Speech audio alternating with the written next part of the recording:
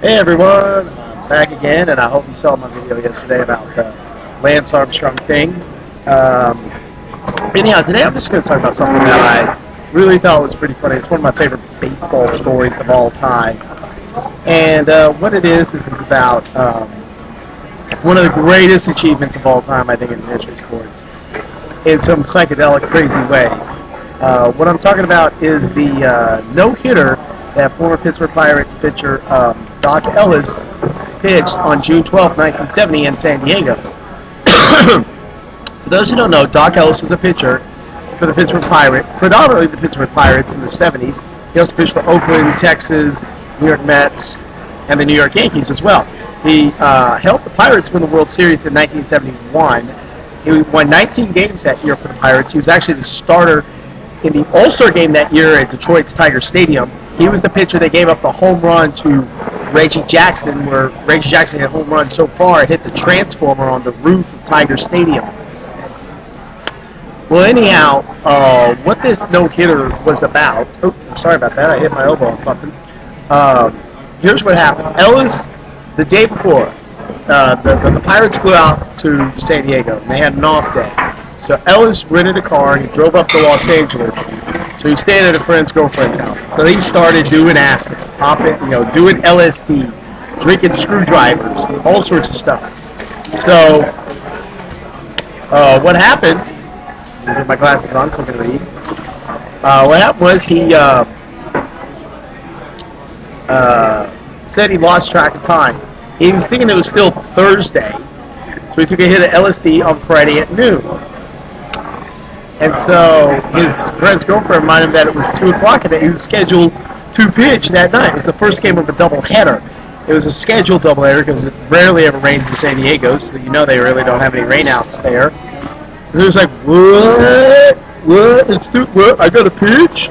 I got to pitch in 4 hours? So he then gets to the airport, catches the next flight to San Diego, gets in a cab, tells the cab driver, give me to Jack Murphy Stadium. I got to pitch. I got to pitch in an hour and a half. So he had then took some more hits of LSD in the clubhouse, and while he was under the influence of LSD, he was pitching. And he ended up pitching a no-hitter. Now, it wasn't the best no-hitter there was. He walked 8 batters in the game. And the Pirates had some good players on it. The Pirates ended up winning the National League East that year. They had 3 Hall of Famers on their team. Roberto Clemente, Willie Stargell, who in that game the Pirates won the game 2-0. Stargell hit 2 home runs in that game, provided all the offense in the game, as the score was a 2-0 final. And Bill Mazeroski, who many knows best as the guy with the home run that won the World Series of the Pirates in 1960 in the bottom of the ninth in Game 7 off of Ralph Terry of the New York Yankees. Well, anyhow, Ellis is pitching. He ended up walking 8 batters in the game. I think he hit about 2. He struck out 6. But throughout the game, he didn't even realize he was pitching a no-hitter.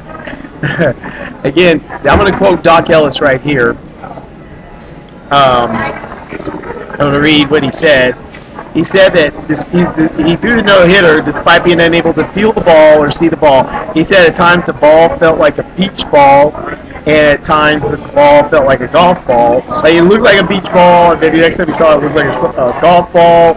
And he was seeing all sorts of array of colors. And he said his catcher, Jerry May, wore reflective tape on his fingers. Now, what catchers sometimes do is they'll wear reflective tape on their fingers, and some catchers will even paint their fingernails white.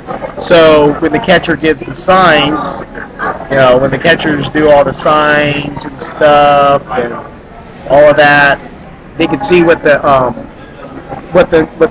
how many fingers they're holding down. Because they might mistake them 1 for 2 or 2 for 3 or something like that. They can at least see the tape or the fingernail. So he said that there were also a couple of good fielding plays, one by Bill Mazeroski and one by Mahdi Alou. This is how Ellis recounted the event. He said, I can only remember bits and pieces of the game. I was psyched. I had a feeling of euphoria. I was zeroed in on the catcher's glove, but I didn't hit the glove too much. I remember hitting a couple batters. The bases were loaded 2 or 3 times. The ball was small sometimes. The ball was large sometimes. Sometimes I saw the catcher. Sometimes I didn't. Sometimes I tried to stare the hitter down and throw while I was looking at him. I chewed my gum until it turned to powder. I started having a crazy idea in the 4th inning that Richard Nixon was the home plate umpire. I once thought I was pitching a baseball to Jimi Hendrix, who to me was holding a guitar and swinging it over the plate. They say I had about 3 to 4 fielding chances. I remember diving out of the way of a ball I thought was a line drive. I jumped, but the ball was hit hard and it never reached me. He said that he reported that he never used acid during the season again, though he continued using amphetamines. So he finished the season with a 13-10 record and a 3.21 ERA, and he started Game 1 of the NLCS that year against the Cincinnati Reds, and then the next year he started the All-Star game for the National League and helped the Pirates win the World Series that year. And he also helped the Yankees reach the World Series in 1976. But anyhow, Ellis was pretty loopy anyway. I wanted to ask Al Oliver, who was with the Pirates at the time and played in that game. He used to play for the Rangers and Montreal Expos as well. If Al Oliver ever came to a Rangers alumni weekend, I want to ask him about that. Apparently, there's really no known game footage of the game. No television broadcast of that day between Pittsburgh and San Diego, whether it be in Pittsburgh, whether it be in San Diego. So, unless somebody had made some sort of film of it, there's really not any footage out there. There's a documentary, a guy did his animated documentary, I'm going to give him his name. It was No Moss Films, an animated short by James Blackman, and I'm going to put the link right here in the page. I'm going to put the link down below so you can see the video.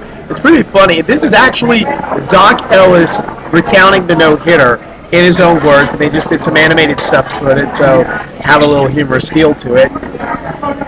Obviously, it was made before they got the interview. The interview was made before 2008 because Doc Ellis died of cirrhosis in 2008. And he had been a drug user even after his playing days, and then he stopped and became a drug counselor. So I just think it's amazing that a guy was high on LSD. I know this was 1970, and just about a lot of people were doing it back then. But it's amazing how a guy was high on LSD and still managed to pitch a no-hitter. It would be more impressive if he pitched a perfect game, but I just couldn't imagine. I don't think he even knew he was pitching a no-hitter out there.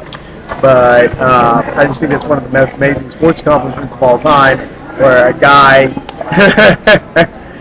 There was another no-hitter. It's David Wells pitched a perfect game for the New York Yankees in 1998, 27 up, 27 down, and he admitted he was hungover when he pitched that. He wrote in his book that he was hungover when he pitched that no-hitter. So anyhow, tell me about some funny sports things that you know about. Leave your comments below. Don't forget to subscribe, and I will see you guys next time. So I just said I was going to do a video today, but just came up with this. I want to do a video about something else, and unless something else breaking happens, I'll do that. Sometimes there's things that just happen that I get sidetracked on stuff, and I got to talk about it right then and there. So anyhow, subscribe, comment, follow me on Twitter. See you guys next week. Oh, and one more thing I wanted to mention. I just found out word that Neil Armstrong, the first man to walk on the moon, you know the famous saying, there's no small step for man. I'm sorry. This is one giant step for man.